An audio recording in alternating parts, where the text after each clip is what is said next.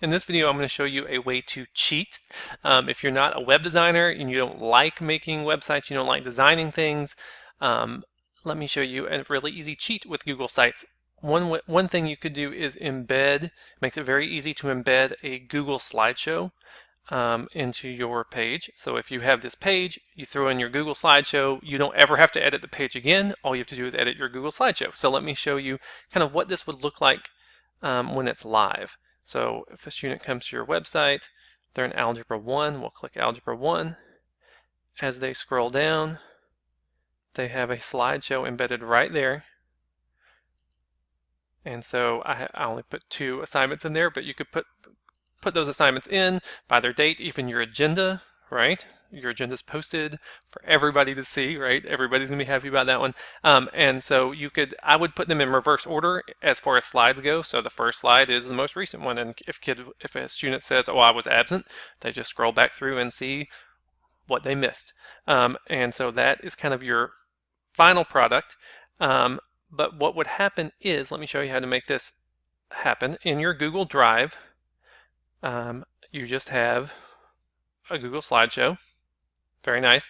Now, you want to make sure that Google slideshow sharing settings allow everyone to see it. It has a link. What I would do is I would make a folder, share that folder, make sure the folder is set so everybody can see it, and then everything in there is fine. So you don't have to deal with sharing settings over and over again.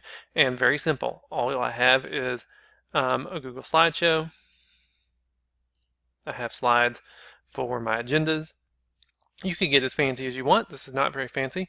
What I'm going to do is, when it's time for a new assignment, I'm just going to copy and paste. I copied the Friday 720 slide to make another Friday 720 slide, and then I'm going to go in here and say this is Monday 723, and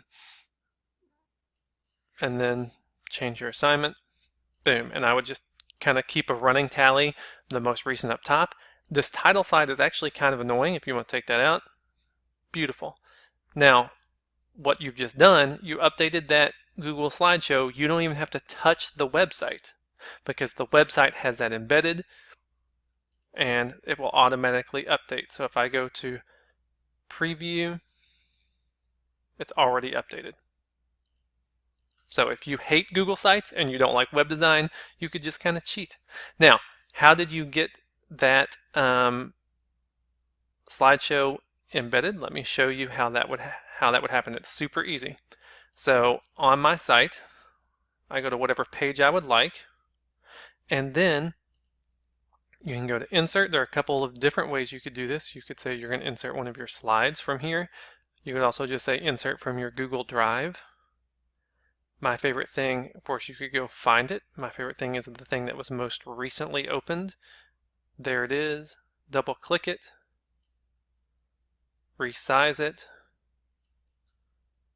make sure you publish the website, and then from there on out you can just go back and do all of your changes through your Google Slides and they will be reflected on your website. So there's one way to post things very easily.